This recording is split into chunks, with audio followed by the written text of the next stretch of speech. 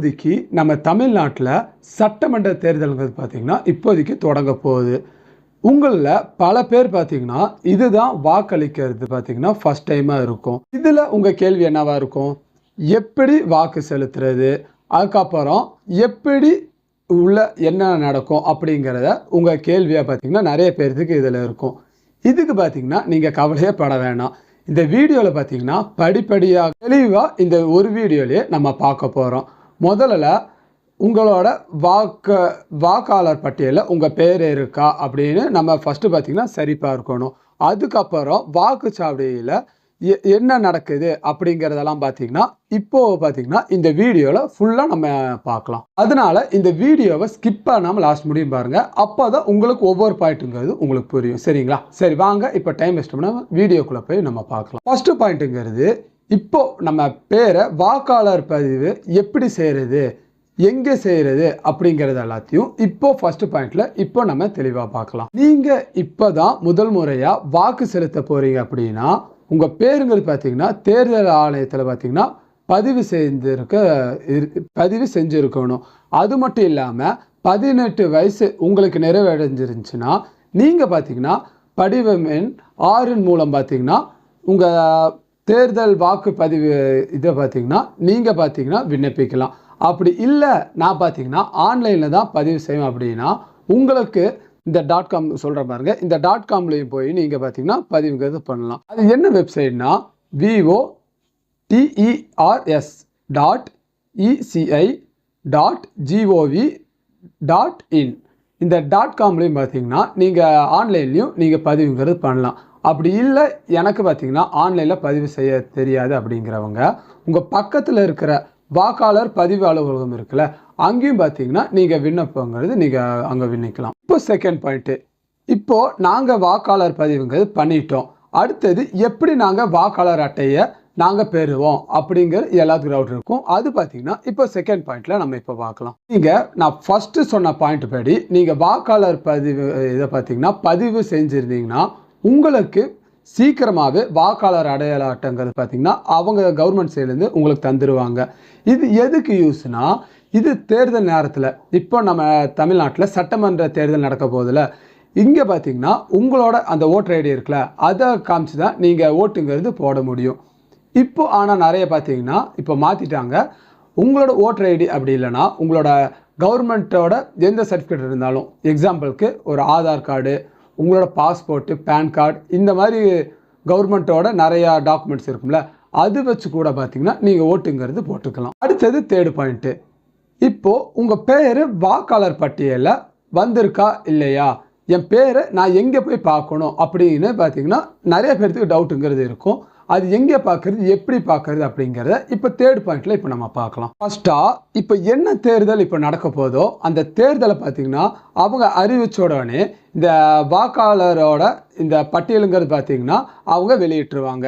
இதில் பார்த்திங்கன்னா உங்களோட பெயர், அதுக்கப்புறம் உங்களோட வாக்குச்சாவடி, அதுக்கப்புறம் நீங்கள் எத்தனாவது வரிசையில் இருக்கீங்க அந்த எண், இதெல்லாம் பார்த்திங்கன்னா அதில் வந்துடும். நீங்கள் அதை பார்த்து நீங்கள் சரி பார்த்துக்கலாம். இது எங்கே போய் நம்ம பார்க்க முடியும்னா, இதுக்கு பார்த்திங்கன்னா தேர்தல் ஆணையத்தோட செயலி இருக்குது, அதில் நீங்கள் செக் பண்ணி பார்க்கலாம். அப்படி இல்லை என்னால் அதில் பார்க்க முடியலன்னா நம்ம வெப்சைட்டான சர்ச் யுவர் நேம் அப்படின்னு நீங்கள் போட்டாலே அதில் பார்த்திங்கன்னா உங்கள் பேர், அதுக்கப்புறம் நீங்கள் எத்தனாவது எண், உங்களோட பூத் என்ன அப்படிங்கிறதெல்லாம் பார்த்திங்கன்னா நீங்கள் இதிலே பார்த்திங்கன்னா செக் பண்ணி பார்த்துக்கலாம். அடுத்தது ஃபோர்த்து பாயிண்ட்டு, வாக்குச்சாவடி அறிவுறுத்தல். இது என்னதுன்னா, இப்போ நீங்கள் ஓட்டு போட போகிறீங்க, நீங்கள் எங்கே ஓட்டு போட போகணும், எத்தனை மணிலேருந்து எத்தனை மணிக்குள்ளே நீங்கள் ஓட்டு போட போகணும் அப்படியெல்லாம் பார்த்திங்கன்னா இப்போ பார்த்திங்கன்னா நம்ம இந்த ஃபோர்த்து பாயிண்டில் இப்போ நம்ம பார்க்கலாம். இப்போ தேர்ட் பாயிண்டில் சொன்ன மாதிரி உங்களோட வாக்காளர் பட்டியல் நீங்கள் எல்லாம் பார்த்திங்கன்னா அதில் எடுத்திருப்பீங்க. உங்கள் பேர், நீங்கள் எங்கே ஓட்டு போடணும் அப்படிங்கிற டீட்டெயில்ஸ்லாம் அதில் வந்துருந்துருக்கும். அதில் எங்கே குறிப்பிட்டிருக்காங்களோ அந்த வாக்குச்சாவடியில் மட்டும்தான் உங்களால் பார்த்திங்கன்னா ஓட்டுங்கிறது போட முடியும். அது மட்டும் இல்லாமல் நீங்கள் இப்போ ஓட்டு போட போகணுன்னா காலையில் 7 மணிலிருந்து மாலை 6 மணி முடி தான் பார்த்திங்கன்னா நீங்கள் ஓட்டுங்கிறது இந்த இடப்பட்ட நேரத்துக்குள்ளே மட்டும்தான் போட முடியும்.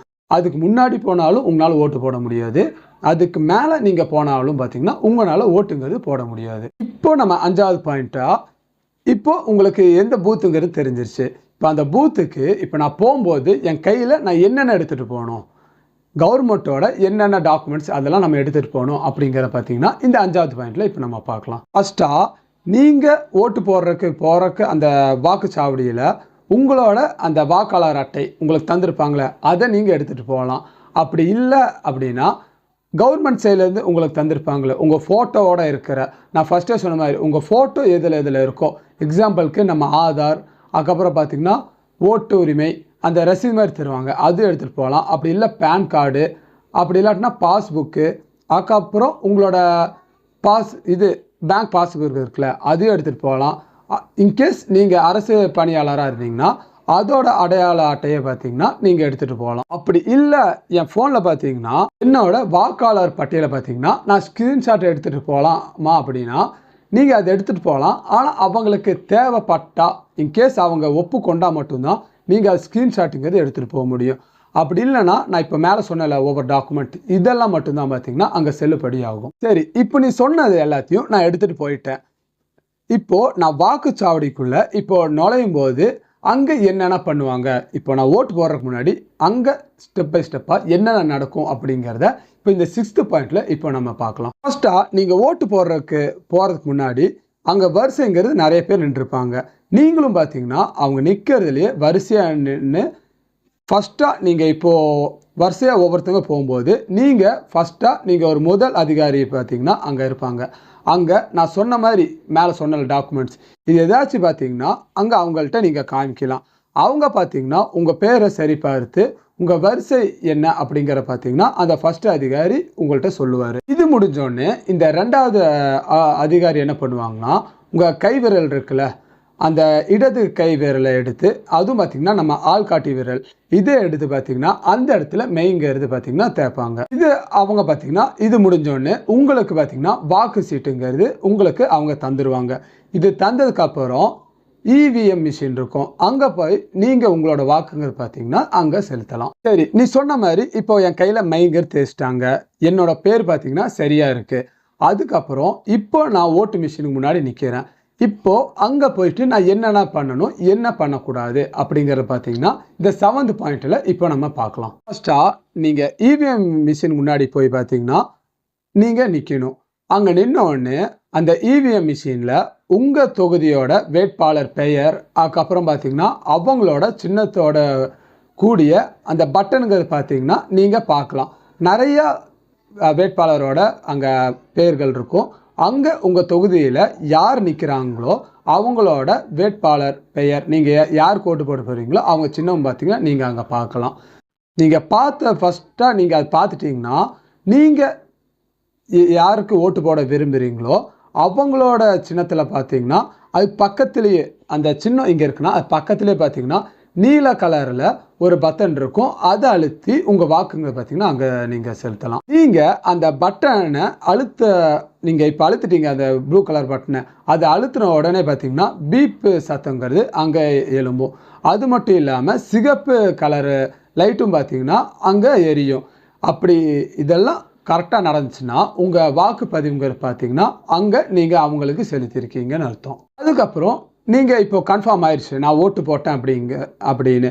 அதே மாதிரி நீங்கள் ஓட்டு போட்டதுக்கப்புறம் பக்கத்துலேயே அந்த ஓட்டு மிஷின் இருக்குல்ல அது பக்கத்துலேயே பார்த்தீங்கன்னா விவிபிஏடி அப்படிங்கிற ஒரு மிஷினுங்கிறது இருக்கும்.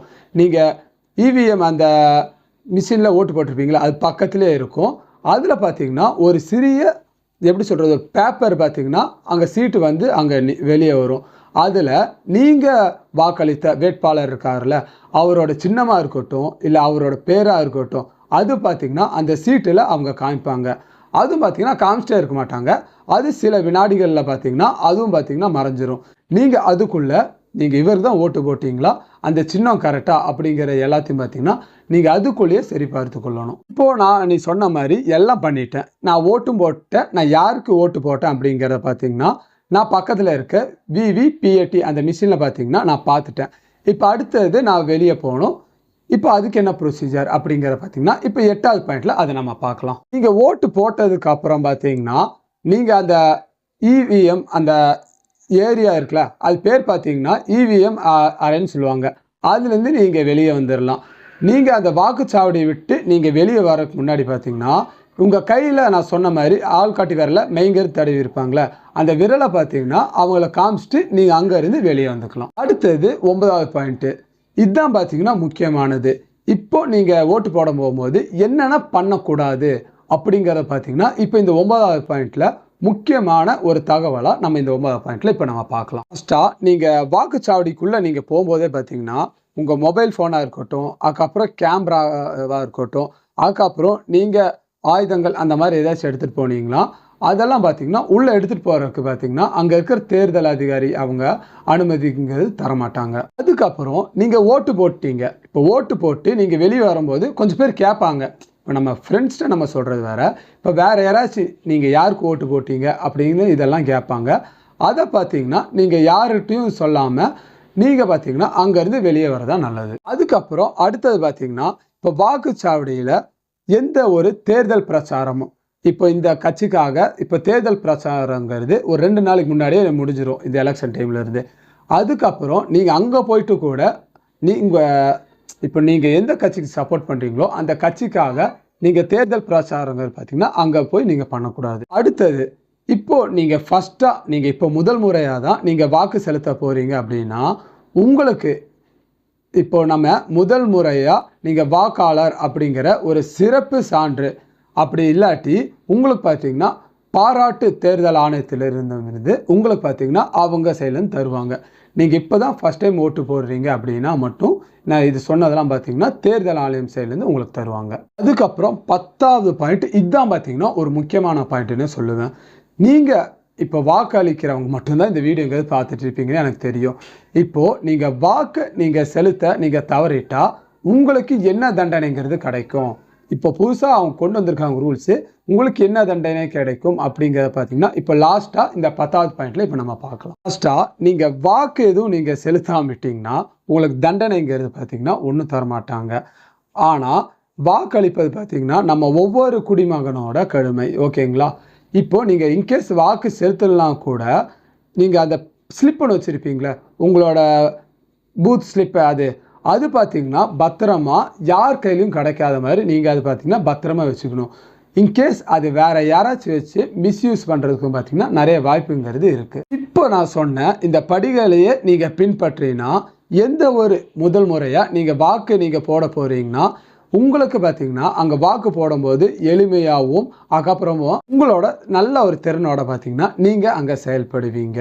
அது மட்டும் இல்லாமல் தேர்தல் காலத்தில் இப்போ எலெக்ஷன் நடக்க போகுதுன்னா நம்ம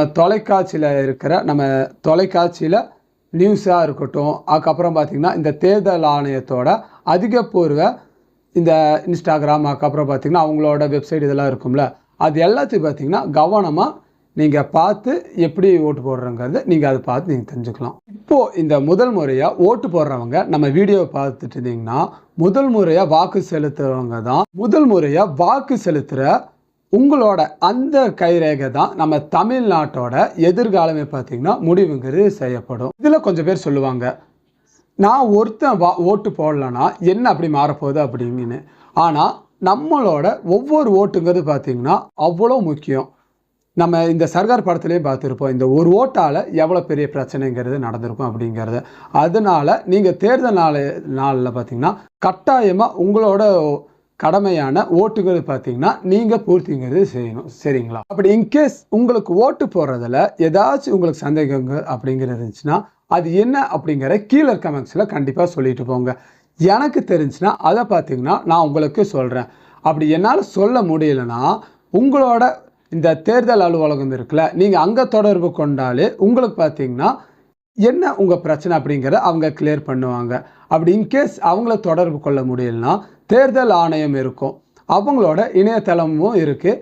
அதில் பார்த்தீங்கன்னா நீங்கள் உங்களுக்கு தேவையான தகவலை பார்த்தீங்கன்னா நீங்கள் அங்கே பெற்றுக்கொள்ளலாம். இப்போது ஃபஸ்ட்டாக யார் யார் ஓட்டு போட போகிறீங்களோ அவங்க எல்லாத்துக்கும் பார்த்தீங்கன்னா ஆல் தி பெஸ்ட். நம்ம தமிழ்நாட்டுக்கு இந்த 5 வருஷமாக யார் முதலமைச்சராக வரப்போகிறாங்க அப்படிங்கிறத நீங்கள் போடுற அந்த ஒரு ஓட்டு தான் பார்த்தீங்கன்னா நம்ம தலையெழுத்துங்கிறது தீர்மானிக்க போகுது.